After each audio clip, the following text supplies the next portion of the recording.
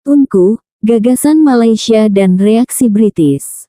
Pada tanggal 27 Mei tahun 1961, semasa berucap di Klub Wartawan Asing bagi Asia Tenggara di Singapura, Tunku telah membuat kejutan dengan mengumumkan cadangan untuk mewujudkan gagasan Malaysia. Menurut Tunku, sebagai satu bangsa, Malaya hari ini sadar bahwa dia tidak dapat berdiri sendiri dan hidup bersendirian.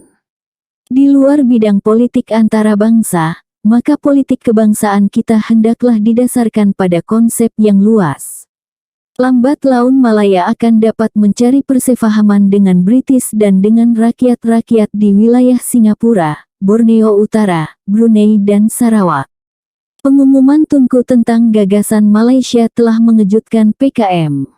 Memang telah menjadi dasar jangka panjang PKM untuk melihat Singapura bercantum dengan tanah Melayu. Ini karena percantuman itu akan memudahkan PKM menguasai tanah Melayu jika percantuman itu mengikut syarat-syarat PKM, yakni apabila kedudukan Barisan Bersatu Komunis di tanah Melayu dan Singapura telah kuat dan berupaya untuk membentuk kerajaan. Percantuman seperti yang dicadangkan oleh Tunku itu dibimbangi akan mengukuhkan lagi kekuasaan kerajaan pusat untuk menekan kegiatan komunis di tanah Melayu dan Singapura. Pengumuman percantuman telah meletakkan badan-badan bersatu komunis di Singapura dalam keadaan yang mengelirukan. Keadaan ini memaksa PKM mengkaji semula asas-asas kerjasama antara komunis dengan PAP. Pada tanggal 3 Juni tahun 1961, Lim Chin Siong dan penyokong-penyokongnya dalam Kesatuan Sekerja, S. Woodhull, Dominic Puthucheary, Jamit Singh, Fong Swee Suan dan Esti Bani, telah mengeluarkan kenyataan menuntut kerajaan British memberikan hak pemerintahan penuh serta bertanggung jawab dalam hal ehwal keselamatan. Lim Chin Siong memberi amaran bahwa sekiranya Lee Kuan Yew enggan berbuat demikian, beliau dan rakan-rakannya akan keluar daripada PAP. Tuntutan Lim telah disokong oleh 8 wakil rakyat PAP yang terdiri daripada Dr. Lee Siew Choh Queenstown, Wong Sun Fong Toa Payoh, Ti Kim Teng Pasir Panjang, Tan Cheng Tong Jalan Kayu, Teo Hock Guan Changi, Esti Bani Thompson, Lin Yueng Moulmein, dan Chi Fung Ying Ching Stamford. Kumpulan 6 menuntut supaya persidangan khas PAP diadakan bagi membincangkan usul percantuman dan gagasan Malaysia. Tindakan Lim Chin Siong itu bercanggah dengan dasar asal PKM untuk melihat Singapura bercantum dengan tanah Melayu. Lee Kuan Yew nampak panik dengan ugutan Lim Chin Siong. Berbanding dengannya, Lim Chin Siong adalah seorang pemimpin yang mempunyai pengaruh besar di kalangan masyarakat Cina. Hakikat ini diakui oleh Lee Kuan Yew.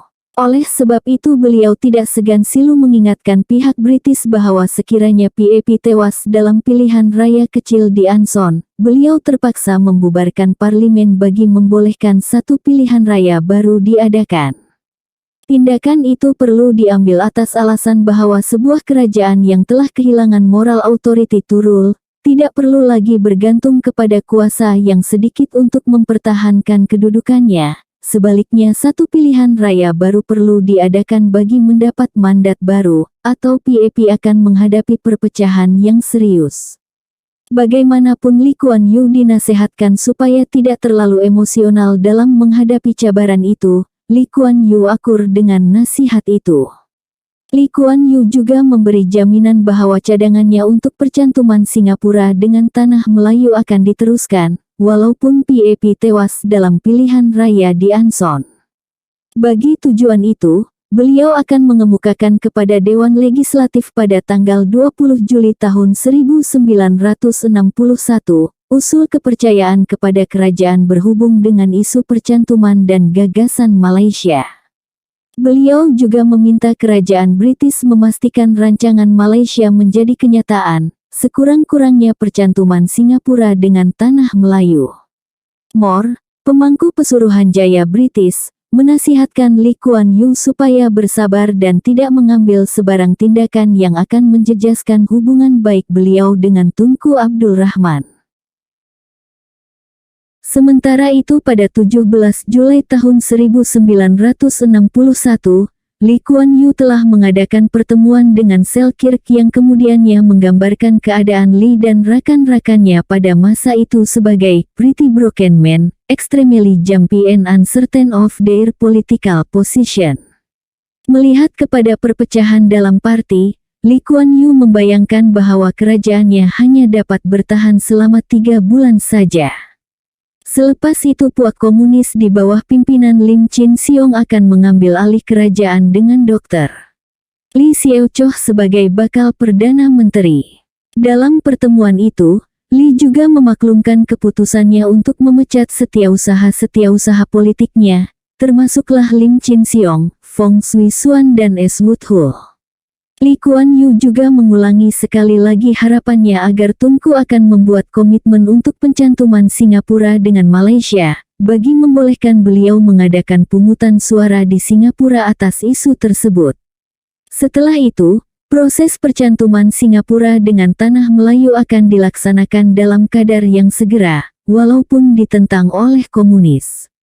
Jika anggota komunis bertindak ganas, beliau akan bertindak balas dengan menghantar Fong Swee Suan, Wood Hull, De Putuciri dan Jamit Singh pulang ke Tanah Melayu. Tindakan itu akan memaksa Lim Chin Siong mendedahkan muslihatnya yang sebenar dan mungkin beliau akan bertindak secara terbuka. Apabila keadaan itu berlaku, kerajaan Singapura akan dibubarkan bagi membolehkan kerajaan British mengambil alih kuasa. Perjumpaan Lim Chin Siong dengan Selkirk di Eden Hall. Seperti yang dijangkakan, dalam pilihan raya di Anson, calon PAP Mahmud Awang tewas di tangan David Marshall dari Parti Pekerja. Kekalahan PAP meyakinkan Lim Chin Siong bahwa PAP telah mula kehilangan pengaruhnya di kalangan pengundi Cina, malah beliau juga yakin apabila usul kepercayaan dibawa ke Dewan Legislatif, pasti usul itu akan ditolak, dan Lee Kuan Yew terpaksa melepaskan kuasanya.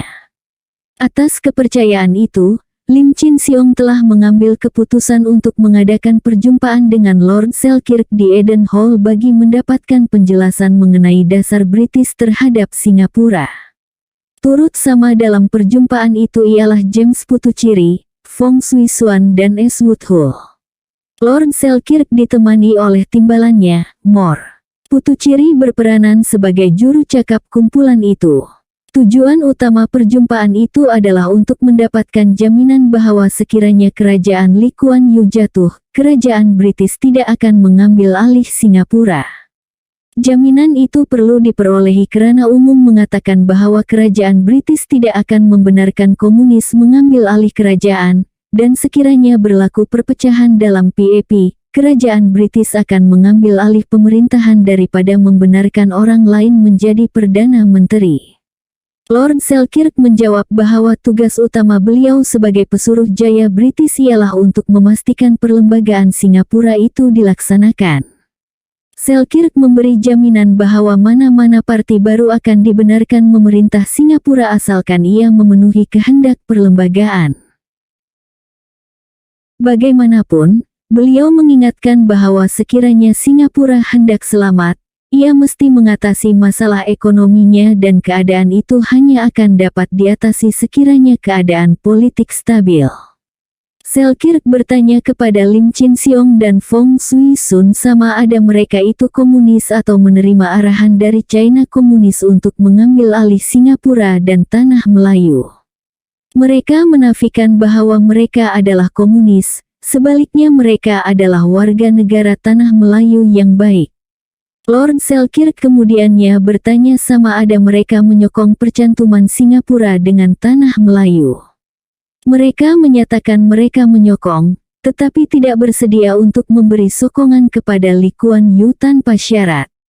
Putuciri dan Wood Hull kemudiannya membangkitkan soal tahanan politik, Majelis Keselamatan Dalam Negeri dan hak pemerintahan penuh, tetapi tidak dilayan oleh Selkirk. Dalam kenyataan akbar yang dikeluarkan selepas perjumpaan itu, Lim Chin Siong menegaskan bahwa beliau tidak sekali-kali menentang percantuman semula antara Singapura dengan Tanah Melayu.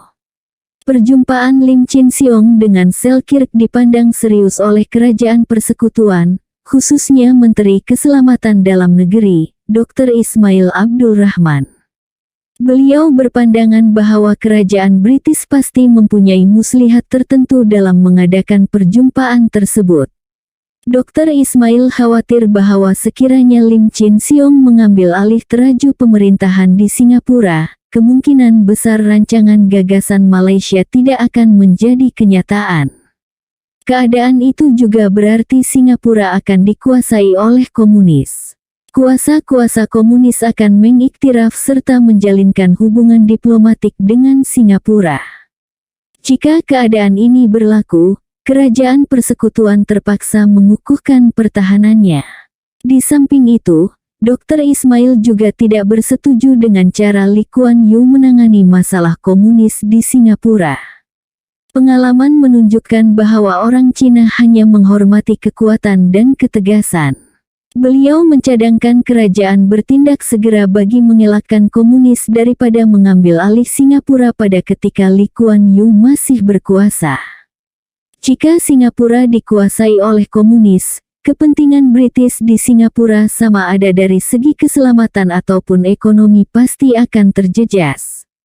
Sementara itu, pada 20 Julai tahun 1961, Lee Kuan Yew telah meminta Dewan Legislatif memberikan undi kepercayaan kepada kerajaan. Isu percantuman Singapura dengan Tanah Melayu telah dibahas dengan hangat oleh para perwakilan. Wakil pro-komunis telah menentang cadangan percantuman atas alasan ia adalah plot kuasa imperialis. Apabila undi diadakan, kerajaan memenangi 27 undi. Bagaimanapun 13 orang ahli PAP dan 3 yang lain mengambil sikap berkecuali. Pada 21 Julai tahun 1961, Lee Kuan Yew bertindak balas dengan memecat 3 orang setiausaha politik, 5 orang setiausaha parlemen, dan 8 ahli dewan daripada PAP. Lee Kuan Yew juga telah menggantung 14 buah cawangan PAP. Sementara itu, Lee Kuan Yew memaklumkan kepada Selkirk hasratnya untuk membebaskan tahanan politik seperti yang dicadangkan pada bulan Agustus 1959 dulu. Dengan cara itu, beliau percaya kedudukan kerajaannya akan menjadi kukuh, membentangkan cadangan itu dalam mesyuarat Dewan Legislatif akan datang. Cadangan itu tidak dipersetujui oleh pihak British dan dibantah keras oleh kerajaan Tanah Melayu. Malah Tunku mengugut untuk menarik keluar perwakilan Tanah Melayu dalam Majelis Keselamatan Dalam Negeri, jika Lee Kuan Yew membelakangi majelis tersebut dalam mengambil sebarang keputusan. Tunku juga mula tidak percaya dengan Lee Kuan Yew yang dianggap sering memperalatkan kerajaan persekutuan untuk kepentingannya. Ugutan Tunku telah memeranjatkan pihak British. Sekiranya kerajaan persekutuan menarik diri daripada majelis itu, kerajaan British terpaksa menggantung perlembagaan untuk beliau bercadang untuk mengawal keselamatan di Singapura. Ini karena pihak British tidak mempunyai kuasa perlembagaan untuk mengawal keselamatan dalam negeri melainkan menggantung perlembagaan. Perkembangan ini sudah pasti akan menguntungkan pihak komunis. Muhammad Ghazali Safi, setiausaha tetap Kementerian Luar Tanah Melayu juga menegur pihak British karena tidak bertindak tegas terhadap komunis, dan menuduh kerajaan British seolah-olah memberi jaminan kepada Lim Chin Siong bahwa jika kerajaan Lee Kuan Yew tumbang, parti lain akan diberi peluang untuk mengambil alih teraju pemerintahan. Justru jaminan British itulah yang menyebabkan pihak komunis besar kepala. Reaksi British terhadap usul gagasan Malaysia. Perkembangan di Singapura turut membimbangkan Tunku. Pada tanggal 26 Juni tahun 1961, melalui tulisannya kepada Macmillan, Tunku meminta supaya diberikan keputusan tentang cadangannya mengenai Grand Design itu. Sebagai langkah awal, Brunei, Borneo Utara dan Sarawak akan dibawa masuk ke dalam persekutuan sebagai unit yang mempunyai hak dan keistimewaan yang sama dengan negeri-negeri lain di persekutuan Tanah Melayu. Selepas percantuman itu barulah Singapura diterima sebagai anggota persekutuan. Tunku menadangkan rundingan tentang kemasukan Singapura diadakan sebelum perlembagaan negeri itu dikaji pada pertengahan tahun 1963. Tunku menganggap keadaan pada ketika itu amat sesuai untuk melaksanakan gagasan tersebut. A delay, tegas Tunku, will only result in many undesirable consequences. Tunku mengharapkan kerajaan British memberi pertimbangan wajar terhadap cadangan gagasan Malaysia. Ucapan Tunku di Singapura telah mendapat perhatian serius pegawai kerajaan British di Singapura dan di London. Sebenarnya mereka tidak menjangka bahwa Tunku akan membuat kenyataan terbuka mengenai percantuman. Pada tanggal 26 Juni tahun 1961, satu mesyuarat pegawai kanan British telah diadakan di Singapura yang dipengerusikan oleh pesuruh jaya tinggi British, Lord Selkirk. Pada prinsipnya mesyuarat menerima gagasan Malaysia, tetapi menolak pembentukan gagasan itu yang melibatkan tanah jajahan British di Borneo. Dalam memorandumnya kepada Macleod pada 21 Julai 1961, Lord Selkirk berhujah bahwa percantuman wilayah-wilayah Borneo dengan tanah Melayu tidak perlu disegerakan, karena beliau bimbang cadangan ini akan ditentang oleh Indonesia. Selain itu penduduk di wilayah tersebut juga perlu diberi peluang terlebih dahulu untuk menentukan nasib mereka. Mengikut laporan yang diterimanya, penduduk di wilayah Borneo itu tidak mahu menjadikan wilayah mereka an additional states of the Federation. Memorandum itu telah diteliti oleh para pegawai British di London. Lord Selkirk masih berpendapat bahwa wilayah Borneo belum sesuai untuk dicantumkan dengan tanah Melayu dan Singapura karena wilayah itu masih mundur. Selkirk menambah bahwa jika Sultan Brunei membawa negeri itu ke dalam persekutuan tanpa persetujuan rakyat, kemungkinan besar kekacauan akan berlaku. Pandangan Selkirk turut disokong oleh Geoffrey Tory. Beliau mencadangkan supaya kemasukan wilayah Borneo perlu dibuat secara berhati-hati, karena penduduk di wilayah tersebut masih lagi belum dapat menerima orang Melayu semenanjung. Berpandukan pandangan tersebut, pada 3 Agustus 1961, Macmillan menjawab memorandum Tunku. Macmillan menasihatkan Tunku agar bertindak secara berhati-hati berhubung dengan penyertaan wilayah Borneo. Ini penting untuk mengelakkan kerajaan British dan tanah Melayu daripada dituduh mematikan hak penduduk di wilayah tersebut. Tunku terbukti amat kecewa dan marah dengan jawaban Macmillan. Secara spontan Tunku mengingatkan pesuruh jaya tinggi British di Kuala Lumpur, Tory, bahwa tanah Melayu tidak akan bercantum dengan Singapura melainkan melalui gagasan Malaysia. Dalam pada itu, Tunku telah mengadakan perbincangan dengan Lee Kuan Yew pada 23 Agustus 1961 mengenai surat Macmillan. Berasaskan perbincangan itu, dalam suratnya kepada Macmillan pada tanggal 6 September tahun 1961, Tunku meminta supaya kerajaan British menubuhkan sebuah jawatan kuasa kerja bagi meneliti gagasan itu. Tunku mengingatkan bahwa jika perkara itu tidak dibincangkan segera, kemungkinan gagasan Malaysia tidak akan dapat dilaksanakan selama-lamanya, dan Singapura tidak dapat diselamatkan daripada dikuasai oleh pihak pro-komunis. Menjawab surat Tunku, Macmillan menyatakan bahwa beliau memerlukan masa untuk meneliti implikasi rancangan Malaysia sebelum sebarang keputusan dibuat tentangnya. Jawaban Macmillan itu tidak memuaskan Tunku. Dalam suratnya kepada Macmillan pada tanggal 28 September tahun 1961, Tunku menegaskan pendirian Persekutuan Tanah Melayu berhubung dengan konsep Malaysia. Mengulas surat Tunku, M.J. Moynihan dari pejabat Pesuruhan Jaya Tinggi British di Kuala Lumpur mengingatkan kerajaan British bahwa keputusan yang diambil oleh Tunku untuk membentuk Malaysia adalah a very big and uneasily calculated risk. Atas perkiraan itu, beliau menasihatkan agar kerajaan British menimbangkan persoalan kemasukan wilayah Borneo dalam Malaysia secara praktikal. Selkirk juga telah mengubah pandangannya terhadap kemasukan wilayah Borneo dalam Malaysia. Beliau menasehatkan setiausaha bagi tanah jajahan British memberi keputusan segera tentang percantuman wilayah Borneo dengan tanah Melayu. Atas nasihat itu, pada tanggal 4 Oktober tahun 1961, Macmillan menegaskan sokongan kerajaan British terhadap gagasan Malaysia yang akan merangkumi tanah Melayu, Singapura dan 3 buah wilayah British di Borneo. Pada tanggal 13 Oktober tahun 1961, pejabat Perdana Menteri British telah mengeluarkan kenyataan rasmi mengenai gagasan Malaysia. Keputusan Macmillan untuk mengadakan rundingan di London memuaskan Tunku. Dalam suratnya kepada Macmillan pada tanggal 8 Oktober tahun 1961, usul gagasan Malaysia di Parlemen dan Perhimpunan Agung khas UMNO.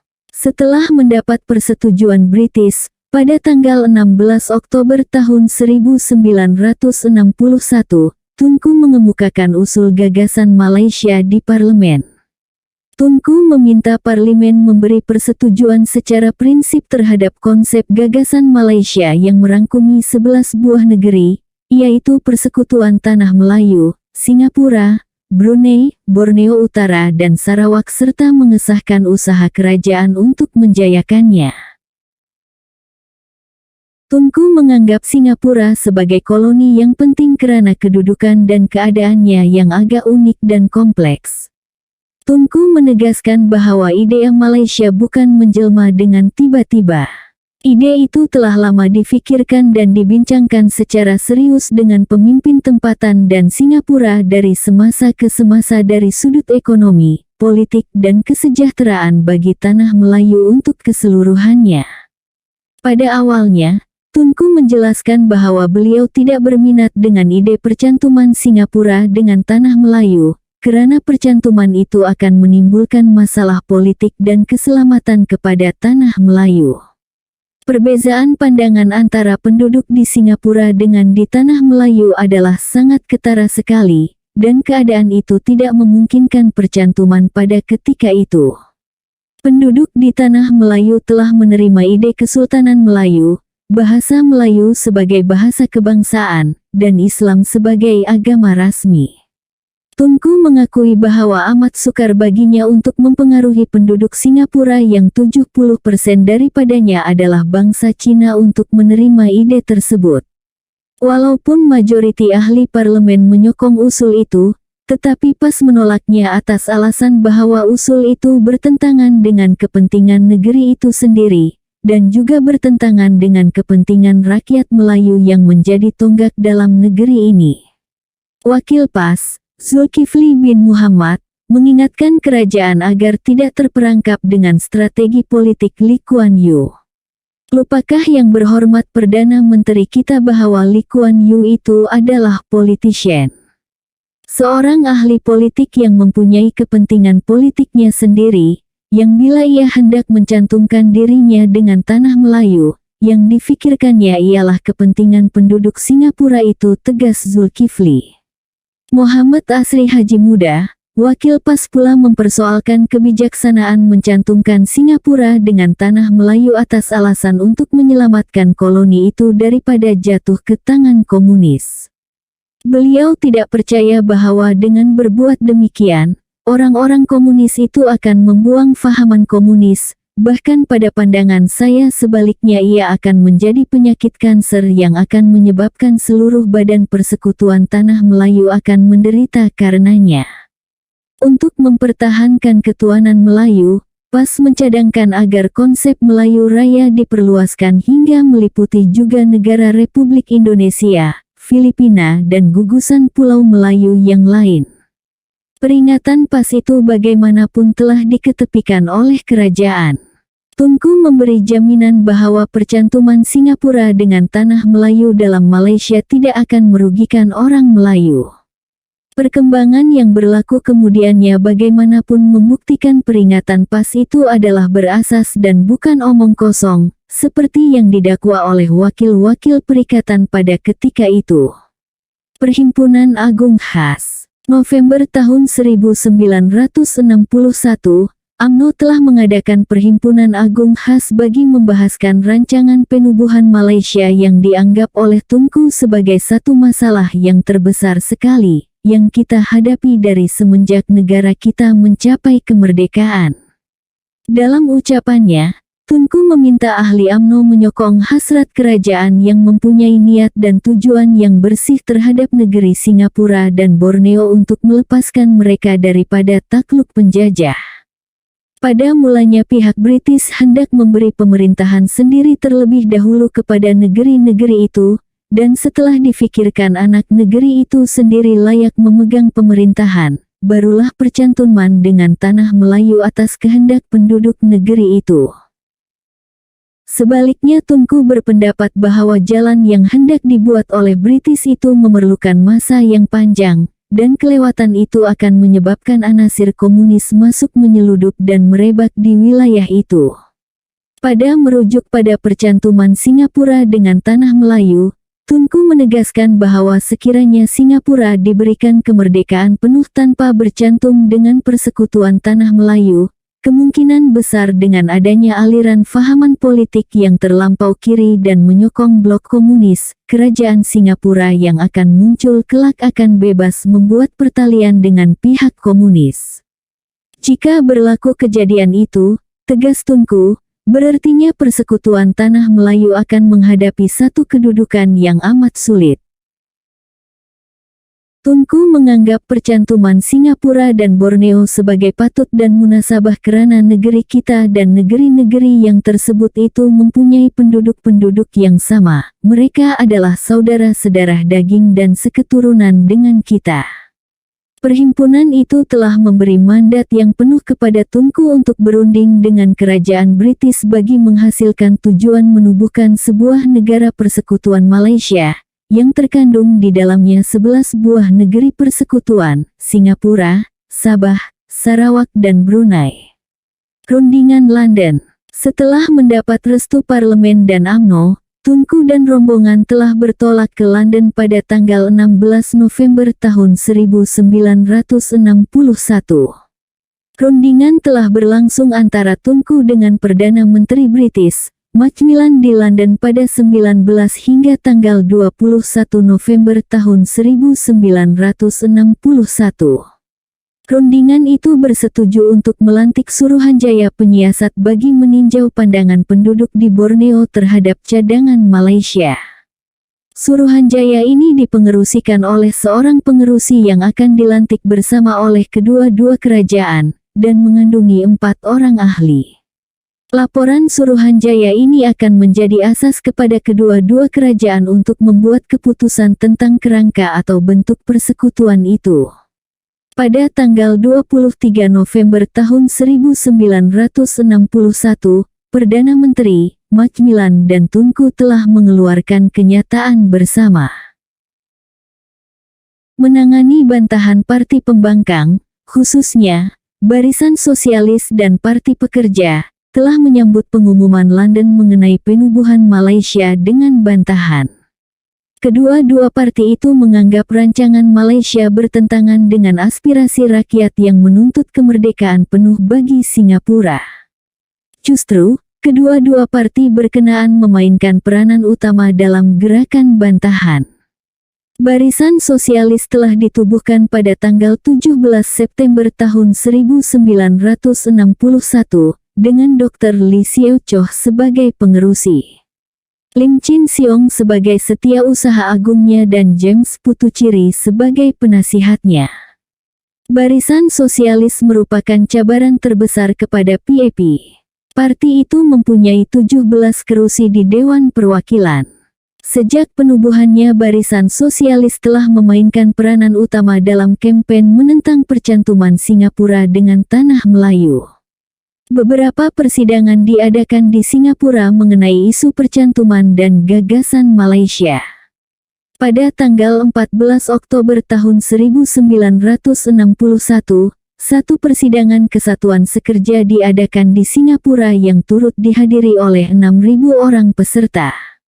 Tujuan persidangan ini diadakan adalah untuk menunjukkan bahwa kerajaan Lee Kuan Yew tidak mempunyai mandat untuk melaksanakan percantuman, dan dengan itu tuntutan dibuat agar satu pilihan raya diadakan bagi membolehkan mandat diperolehi daripada rakyat.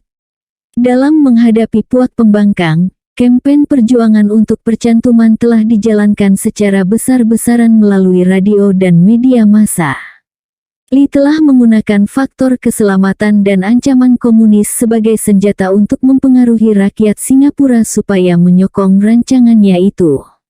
Tunku dan pemimpin persekutuan juga turut berkampen di Singapura. Tunku mengingatkan penduduk Singapura bahwa jika mereka tidak menyokong PAP dan menolak percantuman Singapura dengan semenanjung melalui gagasan Malaysia, beliau terpaksa menutup causeway bagi menghalang anasir komunis daripada menyelusup ke semenanjung. Delay in merger would increase the problem of unification of Singapore and Malaya created by extremists. Tindak tanduk pemimpin sosialis dan komunis dalam kampen anti-Malaysia amat membimbangkan Lee Kuan Yew. Ketika berbincang dengan Setiausaha Bagi Tanah Jajahan pada tanggal 14 Mei tahun 1962, Lee Kuan Yew mencadangkan supaya sebelum pembentukan Malaysia dilaksanakan, tindakan mesti diambil terhadap tokoh parti pembangkang. Tokoh pembangkang dari tanah Melayu seperti Sidney Woodhull, Fong Swee Suan dan Dominic Puthucheary akan dihantar pulang ke tanah Melayu.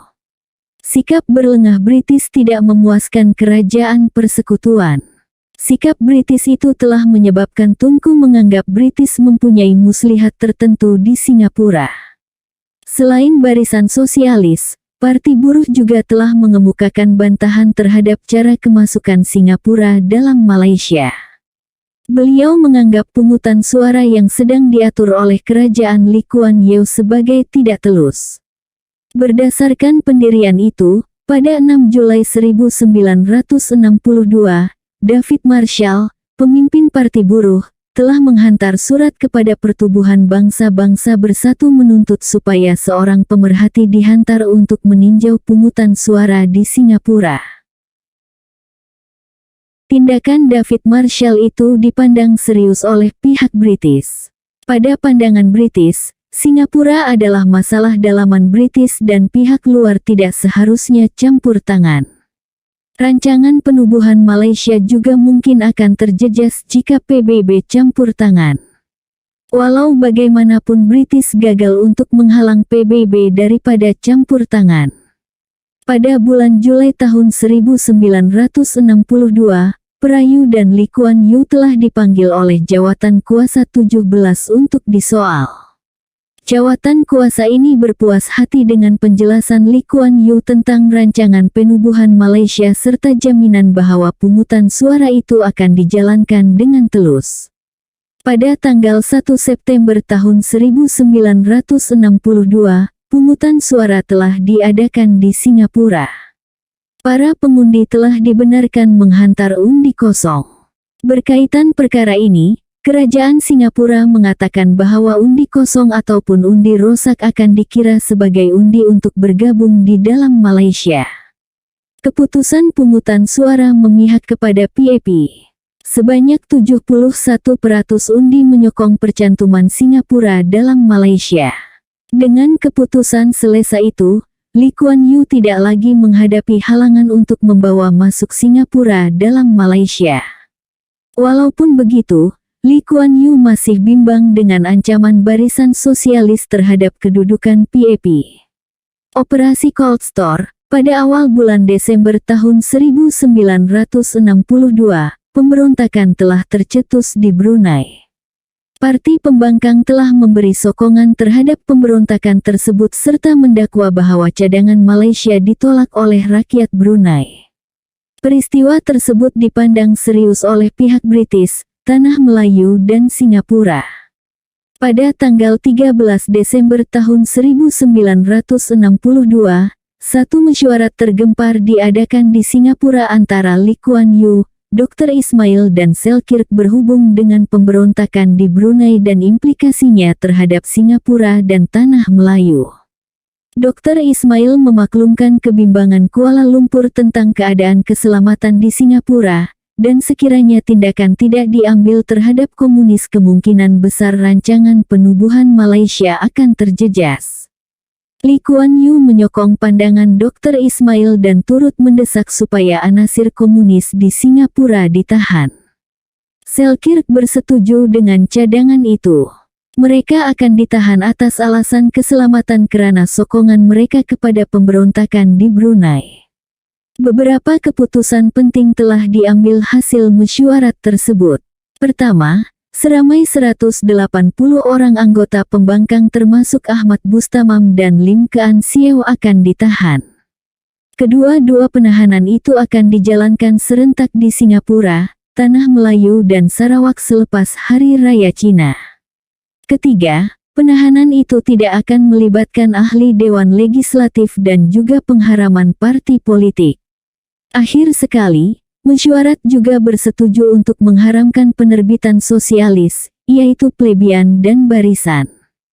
Dalam perbincangan lain dengan Moore dan Ketua Special Brand Singapura pada tanggal 29 Januari tahun 1963, Lee Kuan Yew mencadangkan supaya 3 orang ahli UPP juga turut ditahan. Lee Kuan Yew mengakui bahwa tujuan utama penahanan ahli UPP adalah untuk mengukuhkan kedudukan politiknya. Beliau bimbang apabila kerajaan melancarkan operasi menangkap ahli parti pembangkang dan komunis, UPP akan mengaut keuntungan. Pasti UPP akan menjadikan isu penangkapan itu untuk mengkritik PAP. Malahan UPP mungkin akan menjadi tempat perlindungan anggota komunis atau ahli barisan sosialis. Dengan cara ini, Lee Kuan Yew berharap pengundi-pengundi Cina akan mengambil sikap berhati-hati dalam memberikan sokongan kepada UPP. Ketua Special Brand bagaimanapun tidak menyokong cadangan itu karena kenyataan menunjukkan bahwa ahli UPP tersebut bukan komunis dan dengan itu tidak menjadi satu ancaman kepada keselamatan. Selkirk bersependapat dengan pandangan Ketua Special Brand.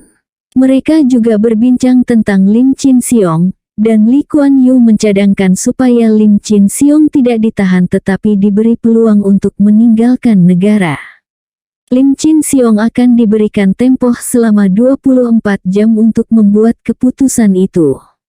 Tawaran itu terpaksa dibuat bersesuaian dengan adat resam masyarakat Cina terhadap rakan lama yang telah bertukar menjadi musuh. Cadangan itu bagaimanapun dibantah oleh Dr. Ismail. Kerajaan Persekutuan mahu supaya Lim Chin Siong ditahan dahulu sebelum sebarang tawaran dibuat untuk beliau meninggalkan negara. Melalui surat yang ditulisnya kepada Geoffrey Tory pada tanggal 31 Januari tahun 1963, Tunku mengingatkan kerajaan British bahwa jika Majelis Keselamatan Negeri tidak bersidang untuk meluluskan penahanan tersebut, Kerajaan Persekutuan Tanah Melayu tidak teragak-agak untuk membatalkan cadangan percantuman Singapura dengan Malaysia. Amaran Tunku itu cukup memeranjatkan pihak British. Setelah mendapat kelulusan Majelis Keselamatan, pada tanggal 2 Februari tahun 1963, operasi Cold Store untuk menahan pembangkang telah dilancarkan di Singapura. Seramai 113 orang aktivis puak kiri telah ditahan di bawah Preservation of Public Security Ordinance. Antara yang ditangkap ialah Fong Swee Suan Setiausaha Agung I, Tan Teck Wah, Presiden Kesatuan Sekerja Gudang Perniagaan Singapura, Deputu Ciri, Abdul Wahab, Setiausaha Agung Parti Rakyat, Said Zahari, bekas pengarang Akbar Utusan Melayu, Husein Jahidin, bekas anggota Jabatan Pengarang Utusan Melayu, Aruna Salam Mahadeva, Setiausaha Agung Kesatuan Kebangsaan Wartawan Singapura, dan Lim Chin Siong.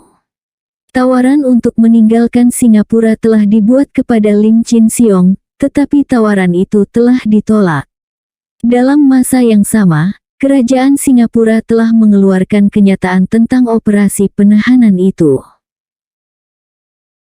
Sehingga bulan April tahun 1963, seramai 120 orang telah ditahan. Mereka ditempatkan di penjara Changi dan Ibu Pejabat Polis Pusat. Semua tahanan tersebut seperti biasa telah dihalang daripada berhubung antara mereka sehingga selesai proses soal siasat. Dalam perkataan lain, tahanan itu telah dikenakan solitary confinement. Pas bantah penyertaan Singapura rundingan di London telah berlangsung pada tanggal 27 Juni hingga 7 Julai tahun 1963. Pada 9 Julai tahun 1963, perjanjian mengenai Malaysia telah ditandatangani di Rumah Marlborough. Sultan Brunei bagaimanapun telah mengambil keputusan untuk tidak menyertai Malaysia. Pada 17 Agustus tahun 1963, rang undang-undang Malaysia telah dibawa ke sidang parlimen untuk mendapatkan pengesahan. Rang undang-undang itu telah dibahas dengan hangat oleh parti pembangkang dan wakil kerajaan. Pihak PAS sekali lagi mempersoalkan kewajaran Singapura menyertai Malaysia. Zulkifli Muhammad, wakil PAS, berpendapat bahwa di bawah rancangan Malaysia bilangan bangsa Melayu akan berkurangan dengan kemasukan Singapura dalam Malaysia. Keadaan tersebut akan menyebabkan keselamatan bangsa Melayu tidak akan terjamin. Di bawah sistem demokrasi, tegas Zulkifli, peti undi tidak tahu quality, dia tahu quantity. Tuan yang dipertua, kedudukan orang Melayu dalam bilangan akan kurang. Itu satu fakt dan bagi setengah orang yang tidak memandangkan kepada kurang lebihnya bangsa Melayu dalam negeri ini, yaitu perkara kecil. Mari kita hadapi, katanya biar hancur, kita hadapi. Tuan yang dipertua, cara yang seperti ini cara yang sesat. Setelah kita mengetahui bahwa pertimbangan kedudukan bilangan rakyat negeri itu seperti yang ada sekarang ini pun berkehendakkan layanan, maka sudah pada tempatnya kita insaf dan kita sadar, jangan oleh kerana hayal kita, maka kita melakukan sesuatu yang akan memberi keburukan kepada bangsa kita sendiri. Berhubung dengan kedudukan orang Melayu di Singapura, Zulkifli bertanya, apakah agaknya yang akan dibuat oleh Singapura bagi menjaga kepentingan orang Melayu Singapura? Beliau mengingatkan bahwa di Singapura, orang Melayu digolongkan sebagai kaum minoriti seperti orang Nasrani, Yahudi dan sebagainya. Beliau tidak nampak bahwa kepentingan orang Melayu dalam bidang sosial, ekonomi, pelajaran dan politik akan dijaga seperti di Persekutuan Tanah Melayu. Pada pandangan Zulkifli, janji kerajaan Singapura untuk menaikkan ekonomi, pelajaran, hak kemasyarakatan dan politik adalah satu mokeri, atau permainan. Dari sudut itu, beliau tidak nampak orang Melayu di Singapura akan beruntung dengan kemasukan koloni itu dalam Malaysia. Zulkifli juga mempersoalkan kebijaksanaan dalam memberi kuasa bersendirian kepada Singapura dalam bidang pelajaran. Mengapakah Singapura diizinkan mempunyai dasarnya sendiri, sedangkan dasar pelajaran kebangsaan menuju kepada perpaduan bangsa dalam negeri? Beliau juga mempersoalkan kesahihan dakwaan bahwa percantuman Singapura dengan Malaysia adalah bertujuan mengelakkan pulau itu daripada dikuasai oleh komunis, dan menjadikan Singapura sebagai Kuba kepada Persekutuan Tanah Melayu. Kalau mereka itu komunis, kecenderungan mereka kepada komunis, dan kemudiannya akan menjadi komunis, maka sudah pada tempatnya kita mengasingkan mereka itu supaya tidak merosakkan negeri itu. Sekali lagi Zulkifli mengingatkan bahwa dalam usaha untuk menolong orang, maka menolong orang janganlah sampai kita tenggelam. Tunku bagaimanapun menolak dakwaan Zulkifli bahwa selepas merdeka kedudukan orang Melayu di Semenanjung semakin terdesak.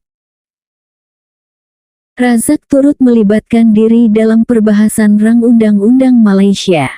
Beliau mengingatkan wakil PAS bahwa, tujuan kita hendak menubuhkan Malaysia ini ialah hendak mengadakan keamanan dan kesenangan bagi penduduk di wilayah-wilayah ini, sebab tujuan utamanya ialah hendak memberi kemerdekaan kepada negara Singapura, Sabah dan Sarawak. Mengenai kedudukan orang Melayu di Singapura, Razak memberi jaminan bahwa kedudukan mereka tidak akan terjejas, malah mereka akan menikmati keistimewaan seperti orang Melayu di Semenanjung. Persoalan sama ada pihak perikatan benar ataupun tidak dalam penubuhan Malaysia, tegas Razak, sejarahlah yang boleh menentukan. Beliau yakin bahwa dengan adanya Malaysia dapatlah diadakan keamanan, ketenteraman dan kemakmuran bagi tanah jajahan British itu. Apabila diundi, rang undang-undang Malaysia telah mendapat sokongan majoriti ahli parlemen. Ahli PAS bagaimanapun menolak rang undang-undang tersebut yang dianggap merugikan bangsa Melayu. PAP menderhaka. Dalam pada itu, rancangan asal untuk menubuhkan Malaysia pada 31 Ogos tahun 1963, terpaksa ditangguh bagi membolehkan rombongan sekretariat PBB di bawah Lawrence Mitchell More memastikan sama ada rakyat di Sarawak dan Borneo Utara benar-benar mahu memasuki Malaysia. Keputusan penghantaran rombongan itu telah dibuat bagi memenuhi keputusan persidangan Manila yang telah ditandatangani oleh Razak dengan Menteri Luar Indonesia dan Filipina. Berikutan dengan jaminan yang diberikan oleh Yutan, yang di Pertuan Agung telah menandatangani pengisytiharan diraja bahwa Malaysia akan dibentuk pada tanggal 16 September tahun 1963. Lee Kuan Yew bagaimanapun membantah perubahan tarikh tersebut. Beliau bertegas untuk mengisytiharkan kemerdekaan Singapura pada 31 Ogos tahun 1963, seperti yang diputuskan dalam rundingan London. Pendirian Lee itu memeranjatkan Tunku. Tanpa mempedulikan bantahan Tunku, pada 31 Ogos tahun 1963, Lee mengisytiharkan kemerdekaan Singapura. Tindakan Lee itu melukakan hati Tunku. Kabinet Kerajaan Persekutuan dalam mesyuaratnya pada tanggal 2 September tahun 1963, telah memutuskan bahwa tindakan kerajaan Singapura mengisytiharkan kemerdekaan itu sebagai tidak sah dan tidak berperlembagaan.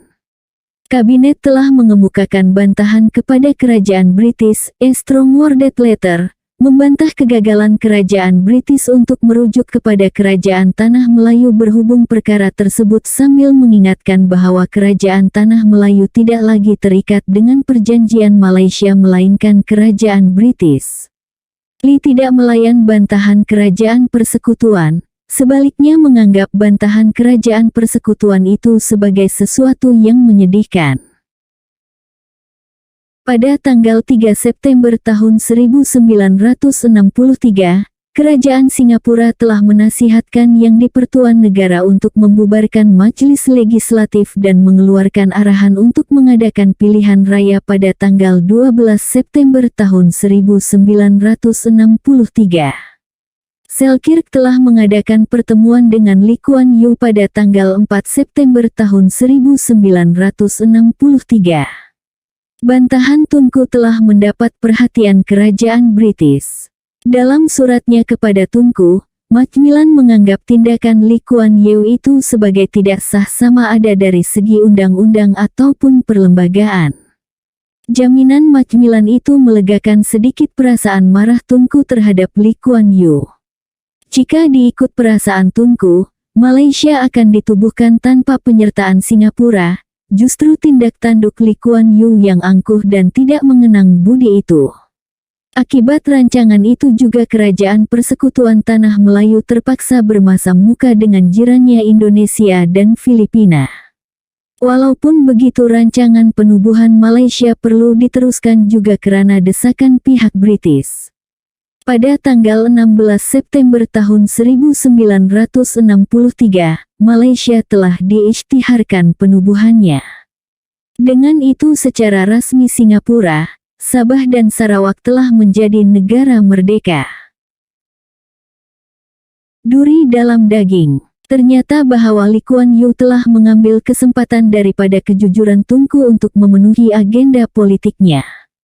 Dengan sokongan Tunku, Lee Kuan Yew bukan sahaja dapat membebaskan Singapura daripada penjajahan British melalui Malaysia, tetapi juga telah dapat melumpuhkan musuh politiknya baik dari sayap kiri ataupun kanan.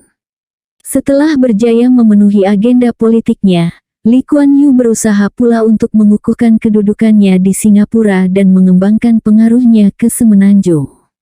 Untuk mencapai matlamatnya, PAP telah menggunakan cogan kata, Malaysian Malaysia, yang mereka harap akan mendapat sokongan orang bukan Melayu. Perbuatan itu bagaimanapun telah menjejaskan hubungan antara Tunku dengan Lee Kuan Yew, hingga membawa kepada perpisahan Singapura daripada Malaysia pada 9 Ogos tahun 1965. PAP mengukuhkan kedudukan di Singapura. Setelah Singapura mencapai kemerdekaan, Lee Kuan Yew berusaha pula untuk mengukuhkan kedudukan politiknya di Singapura. Ekoran krisis melanda parti, kedudukan PAP dalam majelis legislatif agak lemah. PAP hanya mempunyai 25 daripada 51 kerusi. Kerajaan PAP pada bila-bila masa sahaja akan tumbang jika ada ahlinya yang berpaling tadah kepada pihak pembangkang. Walaupun pembangkang tidak cukup kuat, khususnya barisan sosialis yang menjadi lemah ekoran penahanan beberapa orang tokoh pentingnya di bawah Akta Keselamatan Dalam Negeri, tetapi pihak pembangkang masih menjadi ancaman kepada PAP. Jika barisan sosialis berpakat dengan Parti Perikatan Singapura, Parti Pekerja, UMNO Singapura dan MCA, kemungkinan besar kedudukan PAP sebagai kerajaan akan tergugat. Justru itu pada ketika rakyat Singapura sedang gairah menyambut hari kemerdekaan, Lee Kuan Yew mengadakan pilihan raya umum pada tanggal 21 September tahun 1963. Keadaan itu meletakkan Barisan Sosialis, UMNO, Parti Perikatan Singapura serta parti pembangkang lain dalam keadaan kelam kabut. Mereka hanya mempunyai 9 hari berkempen.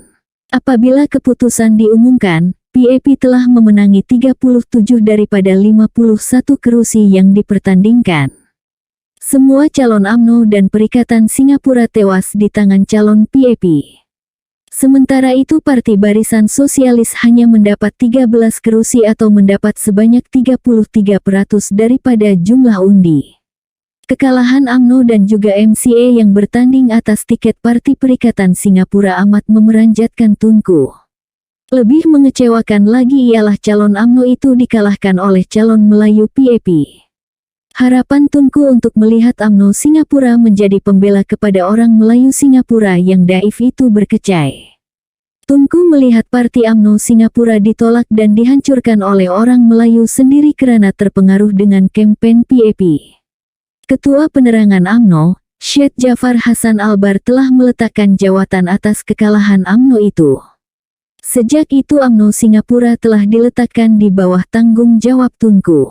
Kemenangan besar PAP dalam pilihan raya itu telah disambut meriah di Singapura. Ibu pejabat UMNO di Geylang Serai dikatakan telah diceroboh manakala papan tanda UMNO pula diconteng dan dikoyak oleh pihak yang tidak bertanggung jawab. Dengan itu tidaklah menghairankan apabila UMNO Singapura menerima kekalahan itu dengan penuh emosional. Patung Lee Kuan Yew telah dibakar. PAP bernafsu besar. Hasil kemenangan dalam pilihan raya umum itu, PAP telah menubuhkan sebuah kerajaan yang kuat. Setelah berasa kedudukannya kukuh, PAP mengambil keputusan untuk mengembangkan sayapnya ke semenanjung. Cawangan PAP telah ditubuhkan di semenanjung sebagai persiapan pilihan raya umum pada tahun 1964. Melalui kerja kuat dan tipu helah politik PAP menonjolkan diri sebagai pembela kaum Cina. Secara terbuka Lee Kuan Yew mengumumkan hasratnya untuk bekerja sama dengan UMNO, tetapi enggan menyertai perikatan jika MCA dan MIC terus menjadi anggota perikatan. Kenyataan Lee Kuan Yew telah diselar oleh Tunku sebagai tidak bertanggung jawab yang bertujuan untuk memecahkan perikatan. Tunku memberi jaminan bahwa UMNO akan tetap bersama MCA dan MIC selama-lamanya. Apabila tidak diterima oleh UMNO, PAP mengambil keputusan untuk bertanding dalam pilihan raya umum dengan menonjolkan dirinya sebagai parti yang mewakili orang Cina. Pengumuman pertandingan itu dibuat oleh pengerusi PAP, Toh Chin Chie pada tanggal 1 Maret tahun 1964. Keputusan itu memeranjatkan Tunku kerana mengikut persetujuan pada bulan Ogos tahun 1963, PAP tidak akan bertanding dalam pilihan raya di Semenanjung. Tindakan PAP dilihat sebagai suatu keputusan yang sengaja diambil bagi mencabar keutuhan kerajaan perikatan di Semenanjung, dan juga sebagai suatu cabaran terhadap ketuanan Melayu. Para pemimpin UMNO menyelar Lee Kuan Yew sebagai menyimpan cita-cita bukan sahaja untuk memusnahkan MCA, UMNO dan MIC, tetapi juga untuk menjadi Perdana Menteri. Tunku Abdul Rahman pernah melafazkan kekecewaannya dengan sikap Lee Kuan Yew yang tidak mengenang budi. Semasa berucap di persidangan Parti Perikatan di Kuala Lumpur pada tanggal 17 April tahun 1964, Tunku mengingatkan kembali detik-detik keputusan dibuat untuk menerima Singapura dalam Malaysia. Kerajaan persekutuan terpaksa berkorban bukan sahaja untuk menyelamatkan Singapura daripada komunis, tetapi juga mempertahankan PAP, sebuah parti kiri yang amat ketara disokong oleh komunis daripada kecundang dalam arena politik. Tunku terus nekat dengan rancangan itu walaupun banyak antara anggota partinya menentang cadangan tersebut. Sebaliknya setelah Singapura menyertai Malaysia, Lee Kuan Yew mendapati dia tidak mendapat kuasa seperti yang dihajatinya, yaitu mahu menjadi Perdana Menteri, dan akibatnya dia mula menimbulkan kekacauan. Pada tanggal 19 Maret tahun 1964, PAP mengumumkan manifestonya. Antara lain PAP berjuang untuk menubuhkan sebuah negara sosialis Malaysia yang bersatu. PAP telah meletakkan 9 orang calon untuk menentang MCA dalam pilihan raya umum. Dalam kempen pilihan raya, Lee menyeru para pengundi supaya menyokong PAP. Kempen PAP bagaimanapun tidak berkesan. Pemimpin UMNO berjaya meyakinkan pengundi bahwa dasar PAP itu berbahaya untuk negara berbilang bangsa seperti Malaysia, dan akan memecahkan perpaduan rakyat. Malahan pengundi juga diingatkan bahwa menentang perikatan berarti menyokong Soekarno. Pilihan raya diadakan pada tanggal 25 April tahun 1964. Lebih daripada 77% pengundi keluar mengundi. Seperti dijangkakan perikatan memenangi 89 daripada 104 kerusi yang dipertandingkan manakala PAS memperolehi 9 kerusi parlemen. PAP hanya memenangi 1 kerusi parlemen di Bangsar yang ditandingi oleh Devan Nair. Kebanyakan calonnya hilang uang pertaruhan masing-masing. Dengan kekalahan itu, PAP terpaksa berdiam diri untuk sementara waktu. Seorang pemerhati politik menganggap campur tangan PAP dalam politik di Semenanjung adalah satu kesilapan besar Lee Kuan Yew. Sejak itu Lee Kuan Yew mula dipandang serong oleh Perikatan Perhimpunan Melayu. Sementara itu UMNO Singapura menyusun strategi untuk bangkit semula setelah ditewaskan dengan teruk oleh PAP dalam pilihan raya yang lalu. UMNO coba menjadi juara bagi orang Melayu dalam mempertahankan hak mereka yang terjejas akibat dasar kerajaan PAP. Perasaan tidak puas hati semakin membara apabila pada awal bulan Mei tahun 1964, penduduk di Java Road dan Palembang Road telah diarahkan supaya berpindah ke penempatan baru. Selain kawasan itu, perintah berpindah juga telah menjalar ke kawasan lain, seperti Kalang West Coast dan Kampong Bendong. UMNO Singapura mengecam tindakan kerajaan PAP yang dianggap bertindak secara kejam dan pilih kasih. Dalam kenyataan yang diedarkan kepada ahli UMNO Cawangan Rohore, Ketua Cawangan, Abdul Rahman Muhammad Din menganggap arahan berpindah yang dikeluarkan kepada penduduk di Java Road dan Palembang Road sebagai yang paling kejam sekali pernah dilakukan oleh kerajaan PAP terhadap orang Melayu. Ini karena penduduk di kawasan itu tidak diberi peluang langsung untuk memikirkan cara perpindahan itu dan masa depan kehidupan mereka.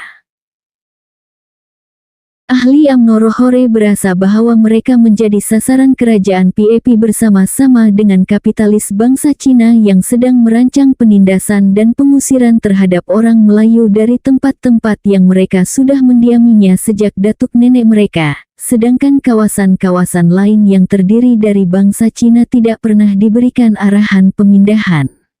UMNO memperingatkan para kapitalis berkenaan dan kerajaan PAP supaya perbuatan sewenang-wenangnya untuk menindas bangsa Melayu dalam negeri ini hendaklah dihentikan dengan segera. Kalau tidak, maka cita-cita yang dilaung-laungkan oleh kerajaan PAP untuk menyatukan bangsa Malaysia pasti akan gagal. Pada tanggal 27 Mei tahun 1964, Kesatuan Kebangsaan Anak-anak Bumi Putera Singapura, dalam suratnya kepada Lee Kuan Yew memperingatkan kerajaan agar berlaku adil terhadap orang Melayu untuk mengelakkan daripada berlakunya kekacauan di pulau itu. Jangan lupa tuan huru hara yang menggemparkan dunia sudah terjadi di Singapura dengan tidak disangka-sangka dari hal nadra itu, cuma sebahagian kecil dari kalangan pemuda-pemuda saja.